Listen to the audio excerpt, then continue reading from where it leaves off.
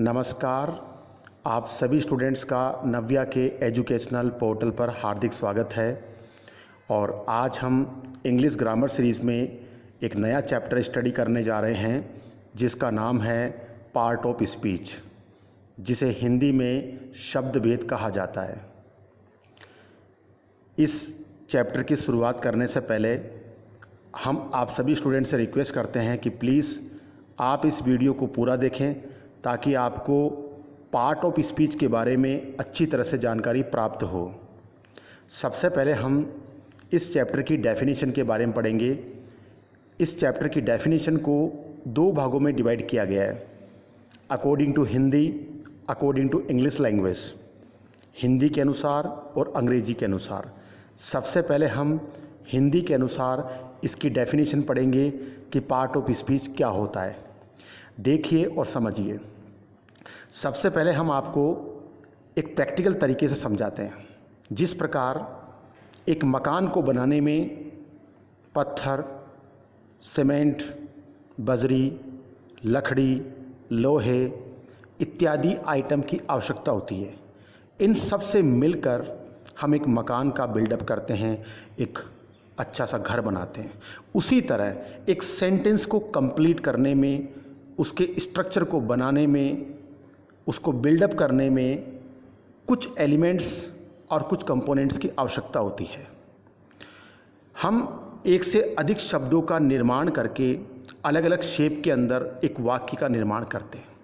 कहने का मतलब है एक वाक्य को बनाने में अलग अलग तरह के वर्ड्स का प्रयोग किया जाता है। वो वर्ड्स किस फॉर्म्स में आते हैं, किस शेप्स में आते हैं, उनके बारे में आज हम स्टडी करेंगे। दूसरी डेफिनेशन देखिए। जब हम कोई भी सेंटेंस बोलते हैं तो उसमें हम क्या करते हैं, अकॉर्डिंग टू रिक्वायरमेंट, आवश्यकता के अनुसार हम अलग अलग वर्ड्स का सिलेक्शन करते हैं और यही चीज़ शब्द भेद कहलाती है। हम सेंटेंस में कौन से शब्द का प्रयोग कर रहे हैं, क्यों कर रहे हैं, कैसे कर रहे हैं, ये चीज़ शब्द भेद कहलाती है। तीसरी इसकी डेफिनेशन देखिए। एक वाक्य की रचना में शब्दों का बड़ा योगदान होता है। वाक्य की रचना में अलग अलग शब्दों को जरूरत के अनुसार हम प्रयोग करते हैं। किस सेंटेंस में कौन से वर्ड की आवश्यकता होगी, इस चीज़ की स्टडी हम इस चैप्टर में करेंगे। ठीक है, आप एक एग्जाम्पल देखिए। उस एग्जाम्पल के द्वारा भली बातें समझ जाएंगे कि पार्ट ऑफ स्पीच शब्द भेद क्या होता है। एग्जाम्पल देखिए। राज अपने दोस्तों के साथ जंगल में एक शेर को बड़ी कायरता से मारते हैं। ये एक उदाहरण है, एक हिंदी का वाक्य है। इसमें कितने शब्द है देखिएगा। राम अपने दोस्तों के साथ जंगल में एक शेर को बड़ी कायरता से मारते हैं। करीबन हमने 15 शब्दों का प्रयोग किया, समझ रहे हैं आप। लेकिन इन 15 शब्दों का जो सिलेक्शन किया है, किस तौर पे किया है, किस ऑब्जेक्टिव के साथ किया है, राज यहाँ किस फॉर्मेट में आया है, दोस्त किस फॉर्मेट में आया है, हमने किस शब्द को किस आवश्यकता के अनुसार यहाँ प्रयोग किया, वो चीज़ हमें समझनी है। आप इस क्लैरिफिकेशन को देखिए। जैसे सब्जेक्ट के तौर पे हमने प्रयोग किया राज। राज यहाँ पर सब्जेक्ट है, लेकिन इसकी कैटेगरी क्या है, नाउन। कौन सा नाउन है, यह है इंडिविजुअल नाउन, यानी कि पर्टिकुलर नाउन, व्यक्तिवाचक संज्ञा। ठीक है। दूसरा देखिए, हमने क्रिया के तौर पे शब्द यूज किया मारना। मारना क्या है, एक है वर्ब क्रिया। ठीक है, इसकी कैटेगरी क्या है, मुख्य क्रिया। हमने इसको मेन वर्ब के तौर पे प्रयोग किया है। तीसरा देखिए, आर्टिकल के प्रयोग पर, आर्टिकल के तौर पर शब्द कौन सा प्रयोग किया, एक शब्द है ना, एक, वो आर्टिकल है, यानी कि डिटरमाइनर का पार्ट है। इसी तरह से एडवर्ब के तौर पे हमने यूज किया है कायरता। कायरता शब्द एडवर्ब है, क्रिया विशेषण है। इसी तरह से प्रीपोजिशन के रूप में हमने यूज किया के साथ। ये जो के साथ वर्ड है, ये प्रीपोजिशन है। इसी तरह से प्रोनाउन के तौर पे, यानी कि सर्वनाम के तौर पर हमने जो वर्ड यूज किया वो है अपने। इसी तरह से ऑब्जेक्ट के तौर पे हमने यूज किया दोस्तों। दोस्त यहाँ पर कॉमन नाउन के तौर पे प्रयोग किया गया है। तो हमने क्या समझा, हमने वर्ड यूज़ किया, लेकिन किस फॉर्मेट में किया, किस शेप में किया, किस कैटेगरी में किया, क्यों किया, ये चीज़ें हमने इस एग्जाम्पल के क्लेरिफिकेशन के द्वारा आपको समझाने की कोशिश की। अब हम इसको एक बार और अच्छी तरह से समझने की कोशिश करते हैं अकॉर्डिंग टू इंग्लिश लैंग्वेज, अंग्रेजी के अनुसार इसकी डेफिनेशन को क्लियर करते हैं। देखिए, when we create a sentence, when we create a sentence we require few elements or components to complete the sense of sentence। इसका मतलब होता है किसी भी सेंटेंस के भाव को पूरा करने के लिए, उसके सेंस को पूरा करने के लिए हमें कुछ एलिमेंट्स की, कंपोनेंट्स की रिक्वायरमेंट होती है जब भी हम एक सेंटेंस का निर्माण करते हैं या उसका क्रिएशन करते हैं। ठीक है, दूसरी इसकी डेफिनेशन देखिए, those elements which are used to complete the sense of sentence are called part of speech. कहने का मतलब है कि वो सारे एलिमेंट्स जो किसी भी सेंटेंस के भाव को पूरा करने के लिए यूज किए जाते हैं उन्हें हम कहते हैं पार्ट ऑफ स्पीच। इसे आप एक एग्जाम्पल के द्वारा अच्छी तरह से समझ सकते हैं। देखिएगा एग्जाम्पल है, We are serving food to poor people during lockdown peacefully। ये एक एग्जाम्पल है अकॉर्डिंग टू इंग्लिश। अब हमें इसे समझना है कि हमने इनमें जो वर्ड यूज़ किए हैं वो किस फॉर्मेट में, किस कैटेगरी में, क्यों यूज़ किए हैं, वो चीज़ हमें समझनी है। ठीक है, अब आप देखिएगा, जैसे कि हमने इस एग्जाम्पल में एक शब्द यूज़ किया वी क्या है, प्रोनाउन यानी कि सर्वनाम।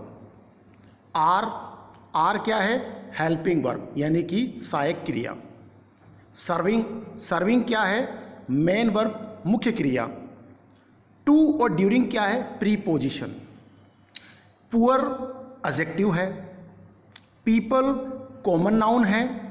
लॉकडाउन नाउन फ्रेजेस है। पीसफुली एडवर्ब है। ठीक है ना। तो हमने यहाँ आपको क्या समझाया कि हमने जो भी सेंटेंस में वर्ड यूज़ किए हमने किस कैटेगरी में किए, ये आपको समझाने की कोशिश की कि हमने जो जो वर्ड यहाँ पर यूज़ किए वो अलग अलग एलिमेंट्स और कंपोनेंट्स के आधार पे यूज़ किए। इनकी सबकी कैटेगरी अलग अलग है और इनका प्रयोग यूजेस अलग अलग है। उन सब के बारे में हम एक पर्टिकुलर चैप्टर बनाएंगे और वहाँ पे आपको डीपली स्टडी कराई जाएगी इन सभी के बारे में। ठीक है, ये तो था एग्जाम्पल। और मैं एक आपको मिक्सअप डेफिनेशन और बता रहा हूँ, समझिएगा कि we required internal and external hardware and devices to assemble any whole computer systems. As like that, we required grammatical English elements to create or build a English sentence।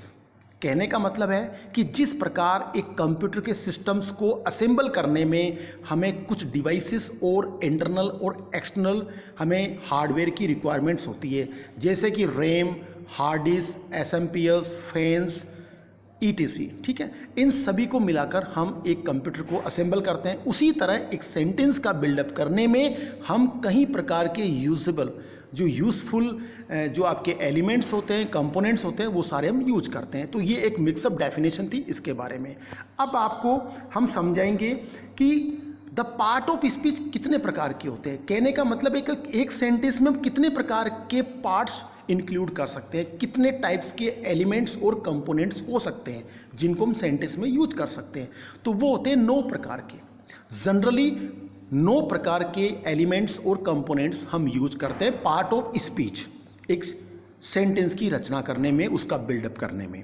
कौन कौन से होते हैं उनके बारे में सिर्फ हम आपको एक हेडलाइट्स दे रहे हैं, एक हेडलाइन दे रहे हैं। हेडलाइन के जरिए आपको समझाने की कोशिश कर रहे हैं, हम डीपली नहीं समझा रहे हैं। डीपली आपको स्टेप बाय स्टेप पर्टिकुलरली और सेपरेटली एक चैप्टर बनाकर समझाने की कोशिश की जाएगी। हम स्टेप बाय स्टेप आपके सामने चैप्टर लेके आएंगे जहां आपको अच्छी तरह से डीपली और ब्रीफली समझाने की कोशिश करेंगे। देखिए, सबसे पहले हम देखते हैं नाउन। पहला पार्ट ऑफ स्पीच होता है नाउन।